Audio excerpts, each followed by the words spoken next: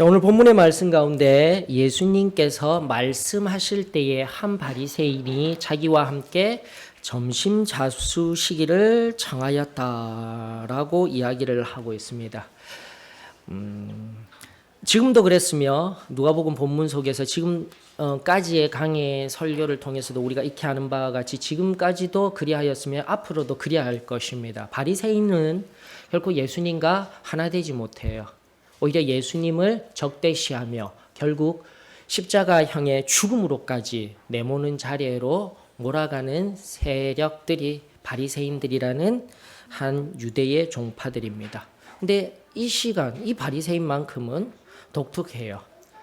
어쩌면 하나님의 말씀 가운데 예수님이 말씀하시는 그 말씀 속에 은혜를 경험한 것 같아요. 많은 성경학자들이 예수께서 말씀하실 때를 말씀이 끝난 후에라고 이야기를 하지만 결코 원문은 그렇지 아니합니다. 말씀하고 계실 때 그 말씀이 뜨거워져서 이 바리새인은 예수님을 초대해야 되겠다.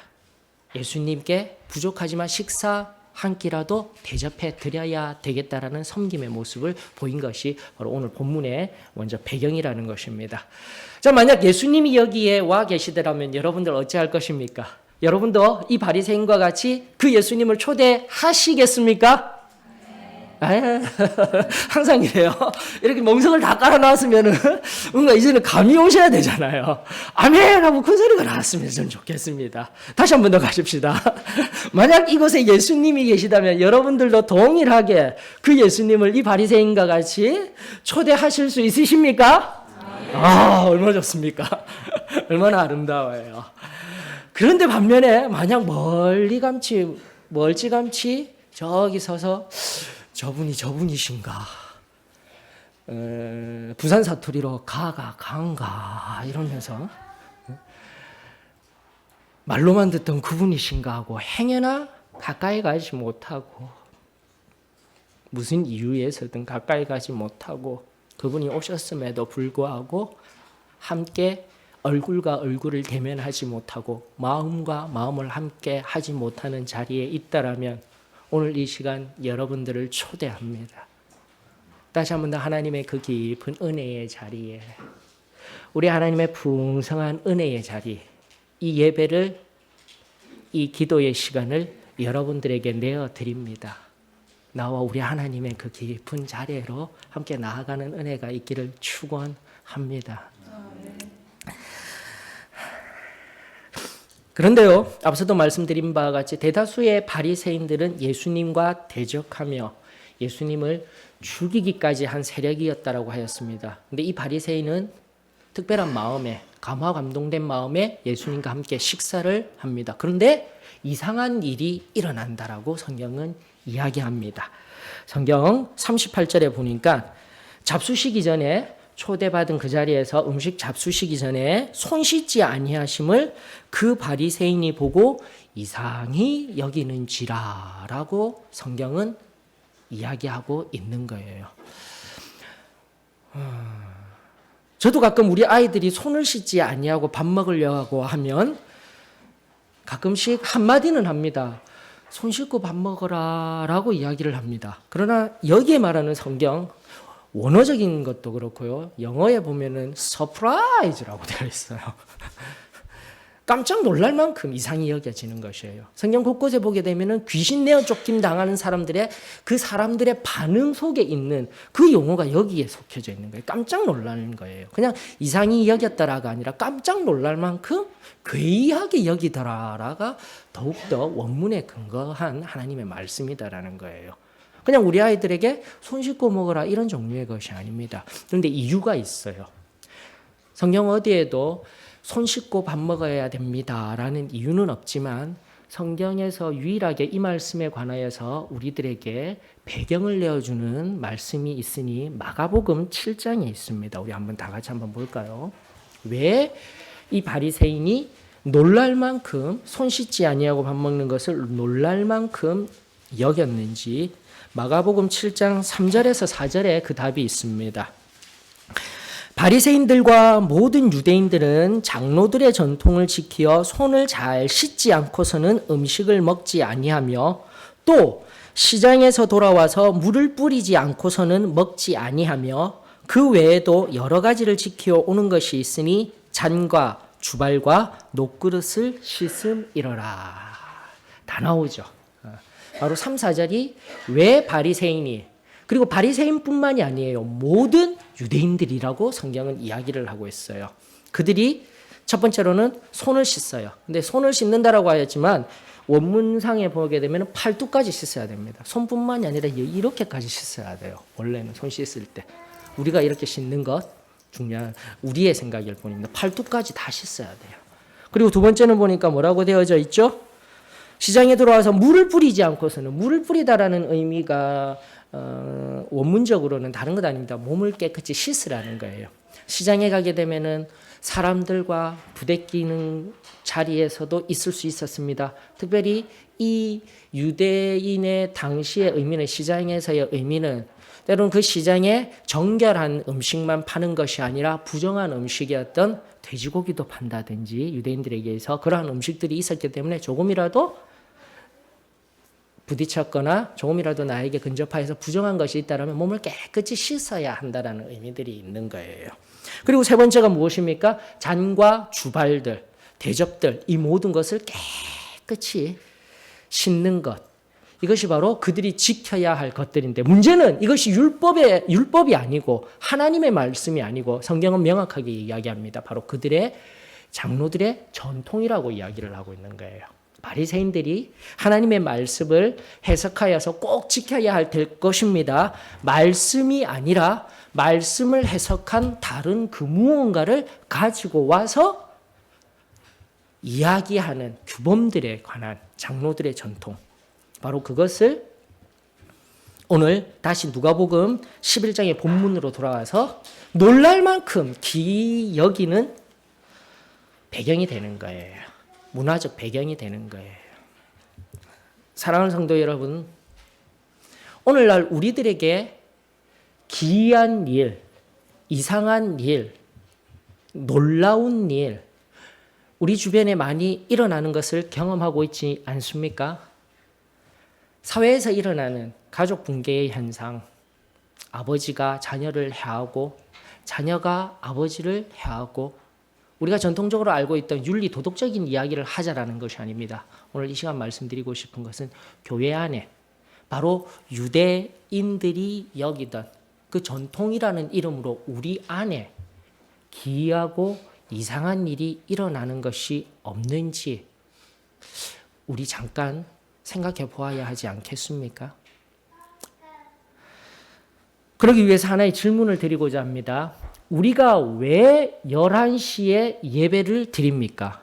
이 질문의 핵심은 우리가 예배를 왜 드립니까가 아니라 11시에 드립니까예요. 왜 우리는 주일 11시에 예배를 드리고 있을까요? 첫 번째는 예배에 대하여 초점을 맞춰 보십시다. 첫 번째는 바로 하나님께 영광 올려드리기 위해서입니다. 예배에 초점을 맞추어서. 우리 하나님에게 은혜 받은 우리들이 가만히 있는 것이 아니라 하나님 감사합니다.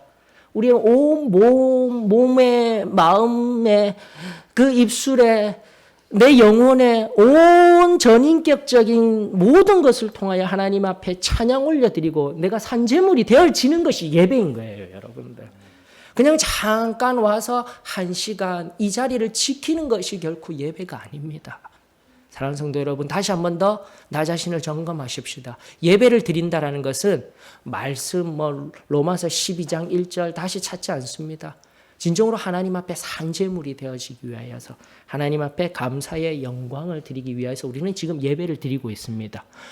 또는 바로 아직도 예수 그리스도를 만나지 못한 자가 이 예배를 통하여서, 이 기도 때를 통하여서 내 마음, 순전한 마음으로 하나님 앞에 와, 내가 죄인입니다. 이 죄인은, 여러분들, 나는 정말 법정에 갈 일도 없었고 경찰서도 갈 일 없이 선하게 산 사람입니다가 아니라 예수 그리스도를 나의 주인으로 여기지 못하였다라는 그 죄예요. 예수님의 말씀을 몰랐다라는 게 죄예요. 예수 그리스도가 내 삶의 진정한 주인이 되시고 그 창조주 하나님이 그 유일하신 하나님이 나의 하나님이 되지 아니하셨다라는 게 죄라는 겁니다. 여러분들. 그런 의미에서 우리는 후자의 경우들을 나는 떳떳해라고 할 수 없다라는 거예요. 끊임없이 하나님께 영광을 올려드리면서 하나님 앞에 나는 하나님을 진정으로 완전하게 섬기지 못하며 또다시 삶 가운데 이런저런 부족한 모습들 어쩌면 범죄하는 자리에도 들어갔습니다. 이 시간을 통해서 하나님 앞에 엎드려 또다시 회개하며 그분의 거룩한 임재 속에서 아바 아버지라 부를 수 있는 그 권세를 누리는 시간이 예배인 거예요. 절대로 그저 왔다가 그저 돌아가지 마십시다. 왜 기도 때가 있는지, 왜 우리가 이렇게 예배를 드리고 있는지를 제일 먼저 점검받으십시다. 그것이 첫 번째 의미입니다. 두 번째 의미, 이미 말씀드렸습니다. 예배가 제가 마지막에 기도를 하는, 목사님이 마지막에 기도를 하는 축도의 형식으로 끝나는 것이 아닙니다. 우리의 예배는 바로 여러분들이 하나님 앞에 엎드려 하나님과 대면하여 하나님이 은혜 부어주시는 영적인 만찬에 들어가야 되는 거예요. 여러분들 여기 성경에 나오는 점심 잡수 시기를이라는 헬라어 아리스타오라는 원래 첫 번째 의미는 아침 식사예요. 점심이 아니에요. 그러나 그럼에도 불구하고 성경에 많은 경우 우리들에게 해석되어지기를 만찬으로 해석되어지고 있어요. 점심도 괜찮아요. 그러나 첫 번째 의미는 아침이에요. 그러나 앞서 말씀드린 만찬의 의미들이 있기 때문에 바로 예배라는 것은 이 바리새인이 예수님을 초청하였듯이 앞서 첫 번째 의미와 같이 예배를 통하여서 죄인된 우리가 예수 그리스도를 나의 구세주로 영접하듯이 그것이 첫 번째 의미라면은 그 영접한 하나님 앞에 구원받은 그 놀라운 상태에서 하늘로부터 임하는 영적인 만찬을 누리셔야 하는 거예요. 예배를 통하여서요. 세상 한가운데 우리 분투하며 세상과 싸우며 아파하며 때로는 신음하며 있다가 우리 주님 앞에 나와왔는데 하나님이 주시는 그 하늘의 위로를 경험하지 못하고 그저 왔다가 그저 돌아가게 되면 얼마나 비참합니까? 이 예배를 통하여서 목사님의 말씀 듣는 것, 앞서 말씀드린 나는 찬양이 좋아서요. 난 그냥 다른 거 다 내버려두고 찬양만 부르고 찬양을 부르면서 은혜 받을게요. 아니야, 다른 거 다 필요 없어요. 목사님 설교 안 들어와요. 찬양도 다 필요 없어요. 나는 마지막 그냥 엎드려서 기도해서 나만의 은혜를 받는 것. 이게 아니에요, 예배는. 그래서 이렇게 하나하나 준비된 하나님이 예배하여 주신 그리고 이 예배를 통하여서 마지막 엎드려 진정 하나님이 예배하여 주신 그 하늘의 은혜들을 경험하게 될 때 내 예배는 온전히 하나님 앞에 화하여져서 하나님이 흠양하시는 진정한 산제물의 제사가 되어진다는 거예요. 다시 한 번 더 사도의 신앙교회, 우리 소망교회는 마지막 예배의 시작이자 끝인 기도의 시간이 가장 소중하답니다. 여러분들 잊지 마십시다. 그냥 왔다가 마지막에 목사님의 축도로서 끝나는 것이 아니라 나와 엎드려 하나님 앞에 깊은 자리로 나아가 그 영적인 만찬을 마음껏 즐기시는 은혜가 저와 여러분들에게 있기를 원합니다. 그리하면서 11시에 예배드리는 명확한 이유가 이제 등장하는 거예요. 바로 그렇게 하나님의 만찬을 마음껏 즐긴 풍성해진 우리 영혼뿐만이 아니라 우리 육신도 만찬을 즐겨야 되겠죠. 내가 한 번씩 얘기하지만 저는 우리 소망교회의 밥이 너무나 맛있습니다. 아멘 해주셔서 감사합니다. 정말이에요. 그리고 보이지 아니하게 수고하시는 그 봉사의 손길들 하나하나 하나님의 은혜가 임하길 축원합니다. 여러분들 신앙생활을 한다고 해서 너무 영적인 자리에만 머무르려고 하지 마세요. 이원론으로 빠져요. 영과 육이 분리된 자리예요. 영적인 이야기만 하는 것이 신앙이 아니라 바로 내 육신의 먹거리, 내 육신의 평안함. 우리 지난번 빌립보서 강의 마지막으로 끝나있던 자족함의 은혜가 우리 가운데 있기를 원합니다. 영적인 은혜로만 영적인 은혜만 받으면 모든 것이 다 되는 것이 아니라 영적인 은혜를 충분히 누리고 육적인 배고픔, 그 육적인 만찬도 즐기는 것이, 함께 누리는 것이, 교제를 나누는 것이 11시에 예배드리는 이유인 줄로 저는 믿습니다. 이미 설교는 끝났어요, 여러분들. 엄밀하게 말하면 이 본문이 이야기하는 중요한 겉과 속의 문제가 이미 다 끝났어요. 이 예배, 앞서 말씀드린 우리가 예배를 세 가지 차원에서 어떻게 드리느냐.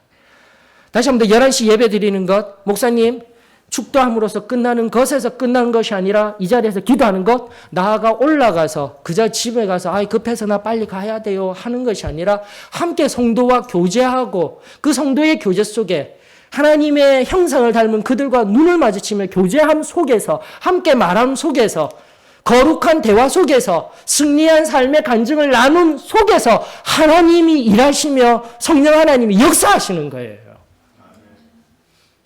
그렇기 때문에 주의 날은 그러한 것들이 모든 것이 예배이자 그러한 모든 것들이 안식이 되어져야 하는 거예요. 그저 한 번의 예배로서 끝나는 것이 아니라 이 주의 날 자체가 밥 먹고 또 밥 먹으면서 끝나는 것이 아니라 함께 교제 나누는 그 모든 시간. 좀 더 깊은 의미적으로는 이 주의 날 전체가 하나님의 날이 될 수 있도록, 하나님의 평안을 경험할 수 있도록 우리 자신을 내어드려야 하는 거예요.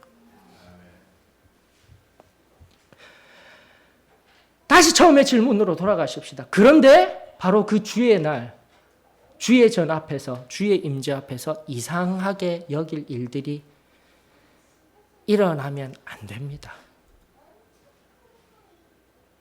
이상히 여길 일은 다른 것 아닙니다. 이 풍성한 영적인 은혜를 누리고 성도와의 참된 교제를 누리며 서로 복을 나타내고 서로 사랑의 언어를 나타내고 하는 것이지, 하나님이 원치 아니하시는, 하나님과는 관계없는 미움의 언어, 질투의 언어, 증오의 언어, 분노의 언어, 관계의 파괴, 세상 속에서도 그렇게 하면 안 되지만 주의 날은 절대 그렇게 되면 안 되는 거예요. 이상히 여기셔야 되는 거예요. 주의 날은 하나님 앞에, 그 임재 앞에 서서 하나님의 은혜만 흘러나가는 날이 되어지기를 원합니다. 다시 한 번 더 기억하십시다. 주의 날은 참된 영혼의 안식과 쉼, 그리고 평안이 흘러나가는 날입니다. 주의 날 전체가 하나님을, 예수 그리스도를 초대하여, 아니 어쩌면 우리가 초대받은 자리예요. 그 하나님의 초대에 응하여 이 놀라운 은혜들을 경험하는 날입니다. 다시 오늘 그러한 날이 되어지기를 예수 그리스도의 이름으로 축원합니다.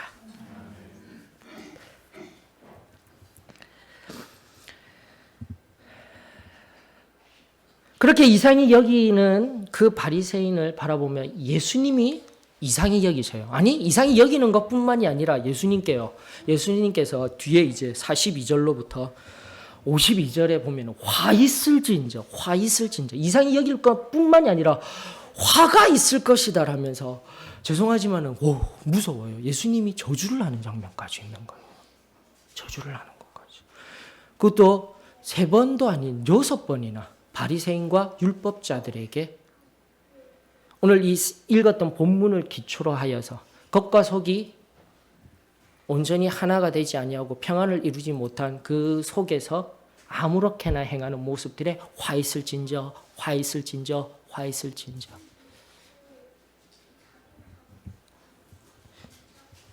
그런 말을 들은 사람들, 42절로부터 52절까지 이 말씀을 들은 사람들의 반응이 53절로부터 54절에 나옵니다. 거기 나오실 때 서기관과 바리새인들이 거세게 달려들어 여러 가지 일을 따져 묻고 그 입에서 나오는 말을 책잡고자 하여 노리고 있더라.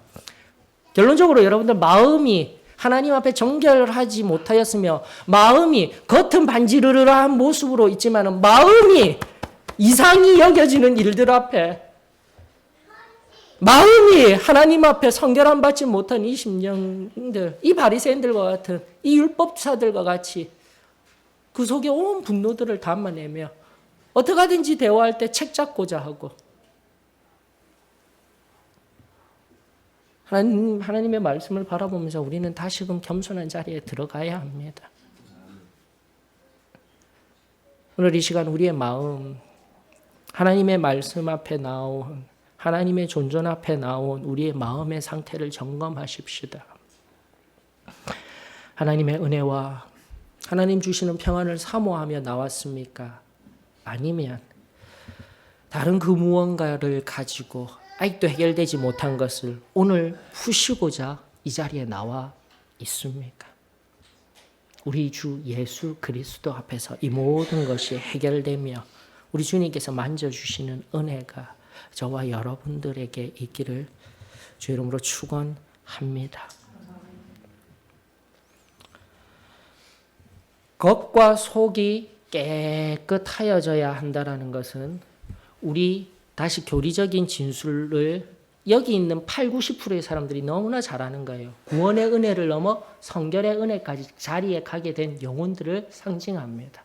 겉과 속이 깨끗한 심령들. 그런데 이 교리가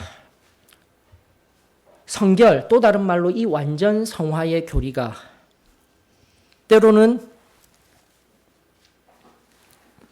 우리의 약점이 될 수가 있어요. 어떠한 약점이냐? 바로 나는 완벽한 사람이야. 하나님 앞에서, 사람 앞에서 흠도 점도 없는 사람이 되어야 돼 라는 완벽주의, 나아가 도덕주의로 흘러나가게 돼요. 그러나 복음은 절대 그런 것이 아닙니다. 율법에 의하여서만 정죄받듯이 그렇게 서 있는 자리가 아니라 바로 이 성결함의 깊은 자리에 들어가게 되면 완전 성화의 의미는 상태적으로 내 영혼이 시점 속에서, 그 성결함을 받았던 시점 속에서 완전히 옛적 하나님 아담이 만들어주셨던 형상에 그때 그 시점이라는 의미 속에서 회복되어지는 거예요. 그럼에도 불구하고 일어나 그 은혜가 그 은혜 속에서 일어나게 되었을 때 시간은 흘러갔어요. 시점이 아닌 시간으로 나아가게 돼요. 100%가 절대 될 수가 없습니다. 왜입니까? 우리 연약한 육신을 덧입고 있기 때문에. 그리고 우리의 마음은 앞서도 이야기한 것 같이 아무리 성결함 받고 성령이 거한다 할지라도 잠시 시간이 지나면 또 변하고, 잠시 시간이 지나면 또 변하고, 성결함만 받으면 아무런 화가 없어요. 죄송합니다. 저는 고백합니다. 목사인 저 하나님 앞에 구원, 성결, 성령의 침례 다 받고 어떻게 하든지 하나님 앞에 말씀으로 기도로서 바르게 서려고 가지만은 순간순간 내 안에 화가 날 때 있어요. 짜증이 날 때 있어요. 그렇다면 나는 완전 성화와 성결의 은혜 아래 무너졌으며 하나님이 기뻐하시지 아니하는 존재입니까? 아니다라는 거예요. 아니다라는 거예요. 하나님 앞에 정직한 영이 되어지기를 원합니다. 다윗이 시편을 통하여서 늘 고백하였어요. 하나님, 나를 주님 앞에서 멀리 있게 하지 말아 주시옵소서.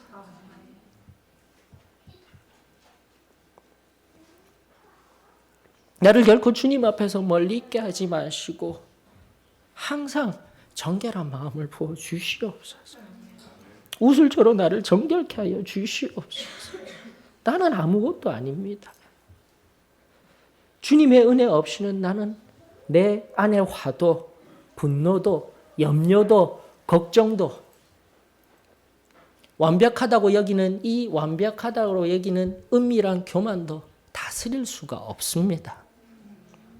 이 고백이 끊임없이 흘러나오는 귀한 마음이 하나님 앞에 정결한 마음인 거예요.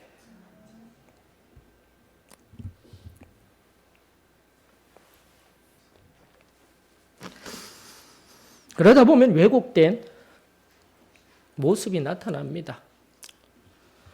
완전주의와 도덕주의로 빠지게 되면은 내 자신이 안 된다는 것을 알면서도 내 자신 안에서 예수 그리스도의 보혈을 통하여서 해결하려고 하는 것이 아니라 눈을 바깥으로 돌리는 거예요.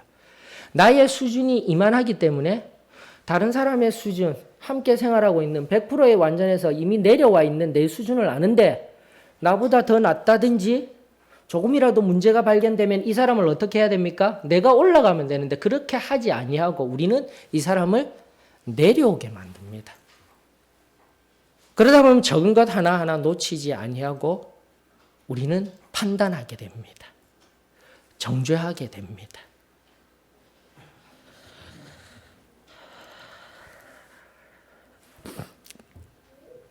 심리학 안에서 이 얘기들을 프로이트 심리학 안에서 이야기를 합니다. 투사라고 이야기를 합니다. 투사.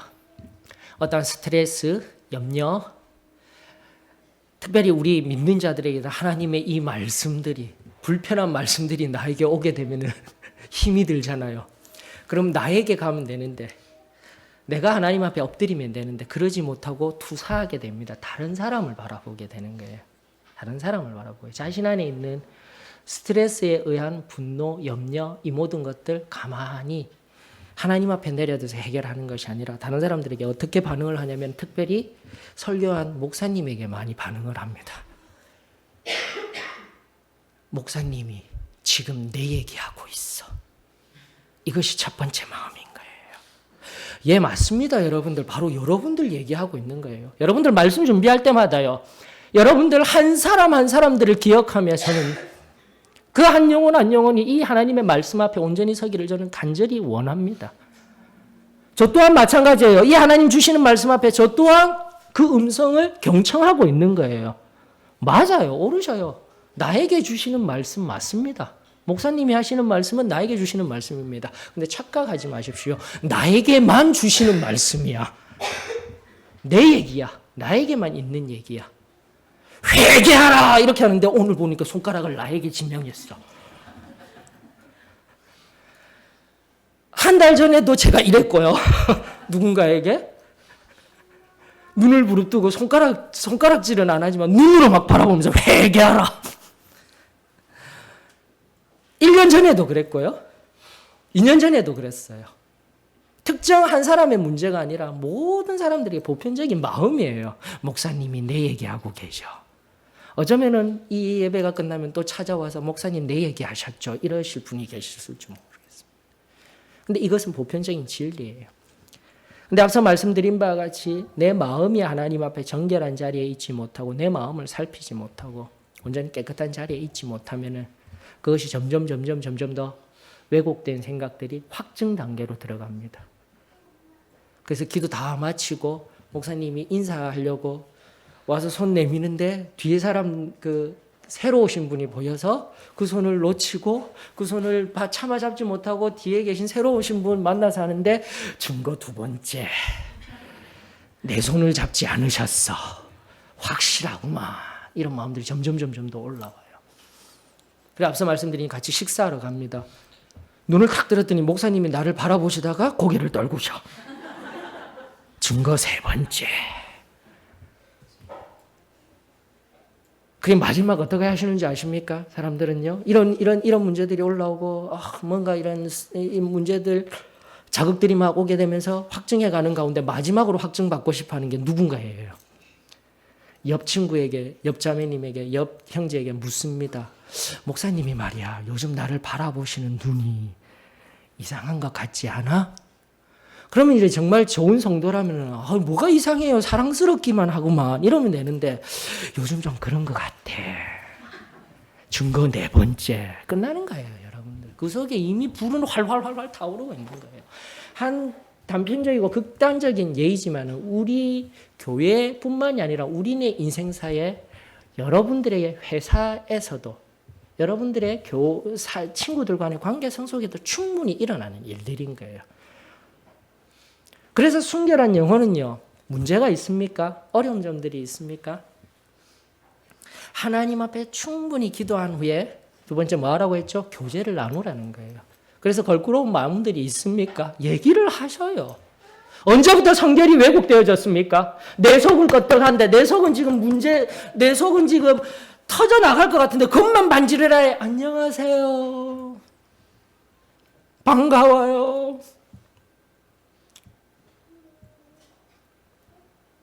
근데 더 안 좋은 것은 내 속이 이렇기 때문에 내 것도 안 돼. 그것은 결코 성결이 아닙니다, 여러분. 인사도 할 수 없으며 눈도 마주칠 수 없는 자리에 있다라면 하나님 앞에 우리는 이 말씀 앞에서 나 자신을 뒤돌아봐야 할 줄로 믿습니다. 누가복음 18장 9절로부터 14절의 말씀 한번 보십시다.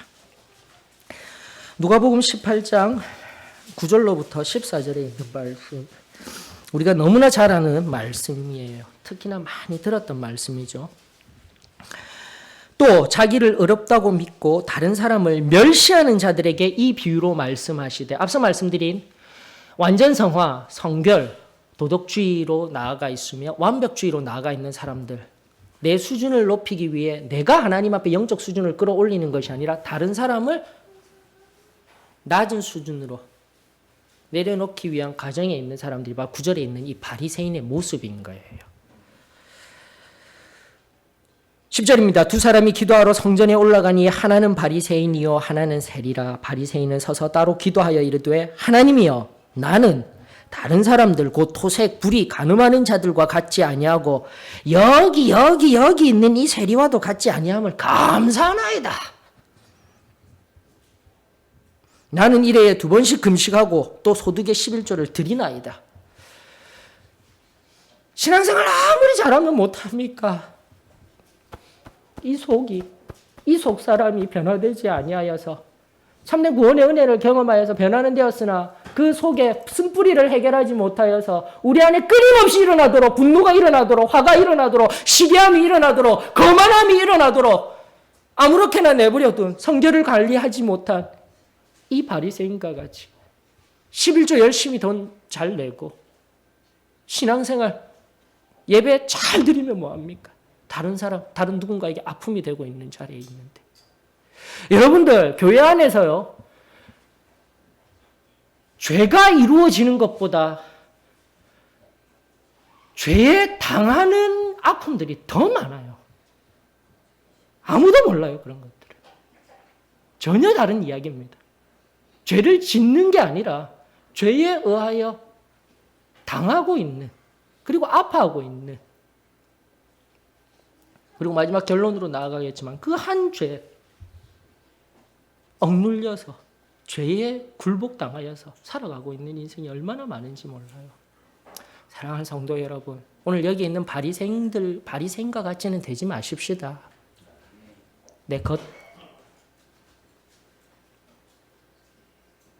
내 신앙의 삶으로, 내 신앙의 기준을 척도를 잡는 것이 아니라 오늘도 내 영혼의 속사람의 깊은 곳을 살피는 은혜가 있기를 원합니다. 나가 우리 청소년들에게, 젊은이들에게 조금 더 쉽게 접근하고자 하는 것은 우리의 마음을 살펴보십시다. 우리의 마음에 어떠한 것이 있는지.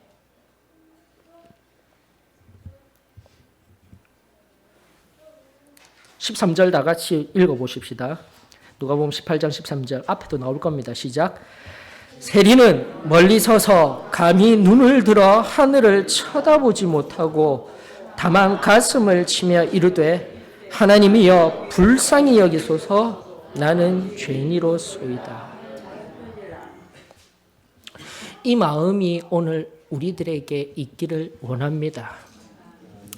진정으로 내 속사람이 깨끗하게, 내 마음이 예수 그리스도로 충만하여져서 하나님 앞에 서 있는, 그리고 오늘 주의 날 그 하늘의 참된 안식과 평화와 쉼을 누리길 원하며 나와 있는 그 마음은 다른 것 아니에요.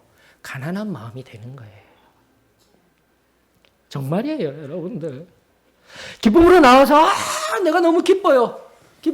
분명히 세상 한가운데 하나님 앞에 걸리적거리는 죄악의 찢기들이 있었는데 가리우고 싶고 이야기하고 싶지 아니하는 하나님 앞에서 부족하고 연약한 그 모든 것들이 다 있는데 기쁘고 즐겁고 예배 드릴 때 그렇게 되는 것은 전혀 예배와 맞지 않아요. 여러분, 하나님 앞에 진정으로 기쁘고 참된 평화가 흘러가는 것은 그 숨기우고 가려진 죄악이 해결함을 받게 되어졌을 때 안과 박희, 온전히 깨끗하게 되어졌을 때 진정한 참된 평화가 임하여질 줄로 저는 믿습니다. 마지막 절의 말씀, 모든 것이 깨끗하게 되리라. 예수님께서 우리들에게 이미 해답을 주고 계셔요. 세상 속에서 때로는 우리 오늘 주의 날, 때로는 하나님의 자녀로서, 때로는 더 깊은 교리적 우리 진술 앞에 성결함을 받았다 함에도 불구하고 내 마음을 속이는 자리에, 아니 하나님의 그 눈을 속이는 자리에 있다라면 오늘 이 시간 겸손히 주님 앞에 나아갈 수 있기를 원합니다. 그래야 할 때에 우리 하나님께서 우리 자신을 만져주실 것입니다. 정직한 심령으로 나아가는 은혜가 있기를 원합니다. 우리 예수님은 우리들에게 이렇게 이야기하고 있어요. 바로 그 바리새인들을 향해서 얘기하듯이 우리들에게 이야기합니다. 그 안에 있는 것으로 구제하라. 그 바깥이 깨끗하여진 것들, 지금 나와 있는 음식들, 이것으로 구제하는 것이 아니라 우리 안에 있는 속사람의 정결함에 하나님이 주신 그 사랑에 충만하여서 그것으로 세상에 나아가 구제하라. 다른 말로 하게 되면 긍휼히 여기라라는 거예요. 예수님을 알고 참된 은혜 안에 거하는 심령, 구원받은 자부터 시작되지 않습니까? 성결함에 있다라면 우리의 마음에 제일 첫 번째 되는 마음은 다른 것 없습니다. 다른 누군가를 깊이 긍휼히 여기는 마음이 첫 번째 마음인 줄로 저는 믿습니다. 사랑할 수 있어요. 용서할 수 있어요. 그리고 더욱더 나아가 내가 가진 것으로 그들에게 손을 내어 구제할 수 있어요. 좀 더 구제하라는 의미 들어가 봅니까? 세상에서 아파하고 신음하는 사람 한 영혼 한 영혼에 대하여서 우리는 사람 낚는 어부가 되어 그들을 진정으로 죽음에서 생명으로 구제할 수 있는 은혜가 바로 저와 여러분들에게 있는 것입니다. 다시 한 번 더 신앙의 깊은 자리로 우리 들어갈 수 있기를 원합니다. 예수님이 주신 말씀이 나의 심령 가운데 힘이 되고 능력이 되어지기를 원합니다. 가장 단편적인 말씀, 용서받지 못하고 아직도 죄 가운데 있을 때에 우리 예수님께서 이 땅에 오셔서 십자가에 달려 돌아가심으로 말미암아 그 예수 그리스도의 그 피보혈의 공로를 믿는 자는 구원하여 주십니다. 성결케 하여 주십니다. 지금 하나님의 진노를 쏟아부으며 우리를 처참한 자리로 내어놓을 수도 있지만 우리 하나님은 우리를 사랑하여 주십니다. 그 사랑의 깊은 자리에 나아가기 위하여 오늘 우리의 마음, 우리의 속사람을 깊이 살피며 무엇보다도 사도의 신앙교회에 우리 이 소망 사도의 신앙교회에 나오고 있는 내가 이 사도의 신앙교회의 성도라면 다시금 내 속사람부터 살피며 나아가십시다. 영혼을 긍휼히 여기고 있는지, 용서하는 자로 살아가고 있는지. 앞서도 마지막 죄 하나가 있다라고 하였습니다. 그저 겉으로만 바라보이는 신앙생활 겉으로만 해하여서 행하는 것 아니라 속사람이 변화되지 아니하면은 한 죄가 있으니 바로 이 죄예요. 가장 비참한 죄. 용서받지 못하는 죄가 가장 비참한 것이 아니라 용서할 수 없는 죄가 가장 비참합니다. 용서하지 못함으로 내 안에 불을 이고 살고, 용서하지 못함으로 긍휼히 여기지 못함으로 내 성결을 이루지 못하며 하나님께서 허락하여 주시는 그 깊은 자리에 은혜들을 경험하지 못하고 있는 지금 나 자신을 뒤돌아보며 오늘 우리 하나님께서 또다시 예수 그리스도의 십자가의 보혈을 통하여서 우리를 사랑하며 모든 것을 다 용서하여 주실 것입니다. 그렇게 오늘 저와 여러분들에게 참된 긍휼과 용서, 구제함으로써 받아 누리는 평안과 안식과 쉼의 은혜가 우리 교회 가운데 이루어지기를 축원합니다. 제 말씀만 듣고 가시면은 찔려서 피만 나오면서 갑니다. 아예 찔림도 없을 수가 있어요. 회피하고 싶어요. 나와는 상관이 없는 말씀이야. 그러지 마셔요.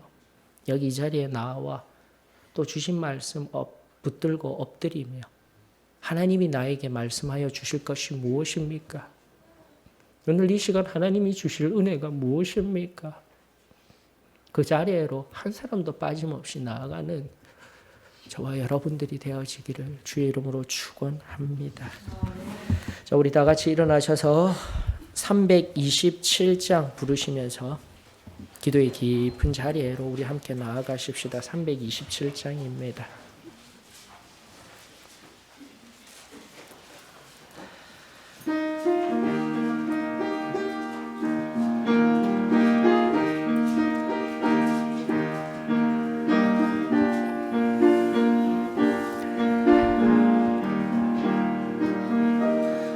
주님 주실 화평 믿음 얻기 위해 너는 정성껏 기도했나.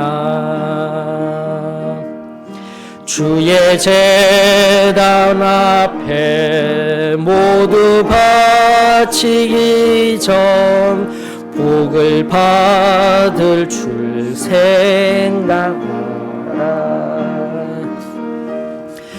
주의 제단에 산제사 드린 후에 주 내 맘을 주장하니 주의 뜻을 따라 그와 동행하면 영생 복락을 누리겠네. 주의 밝은 빛에 항상 활동하며 선한 사업을 힘쓰겠나. 자유 얻으려면 주의 뜻을 따라 너의 모든 것 희생하라. 주의 제단에 산제사 드린 후에 주 내 맘을 주장하니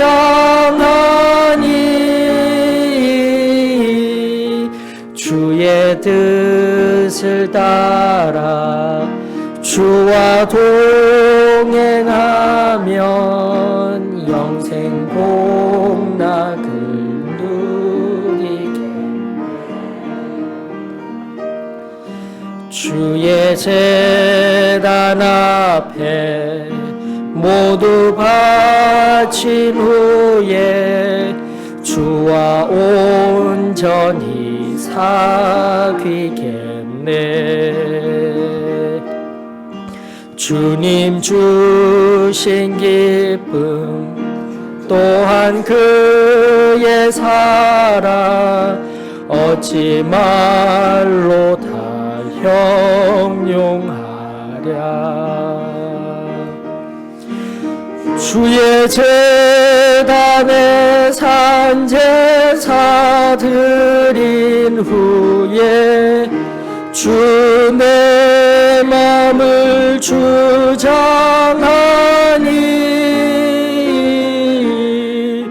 주의 뜻을 따라 그와 동행하면 영생 복락을 누리겠네.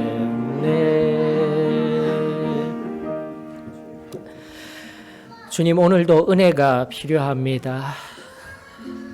하나님의 은혜 없듯 살아가는 나의 삶에, 나의 마음에 오늘 이 시간 찾아와 주시옵소서. 그저 비상적인 신앙의 자리에 있었더라면 오늘 말씀이 회개의 능력으로 인도하는 말씀이 되게 하여 주시옵소서. 다시 한 번 더 그 전날 내 속사람을 완전히 변화시켜 주셨던 그 은혜, 오늘 주님 앞에 겸손히 엎드려 기도할 때에 변화시켜 주시옵소서.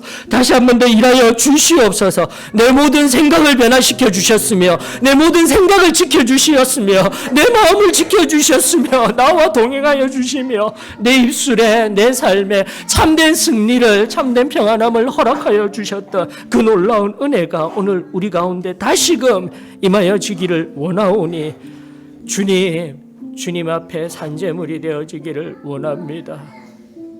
주님 앞에 나아갑니다. 주님께서 친히 만지시며 내 속사람의 분노를 잠재워 주시옵소서. 사랑 많으신 예수님의 이름으로 기도합니다.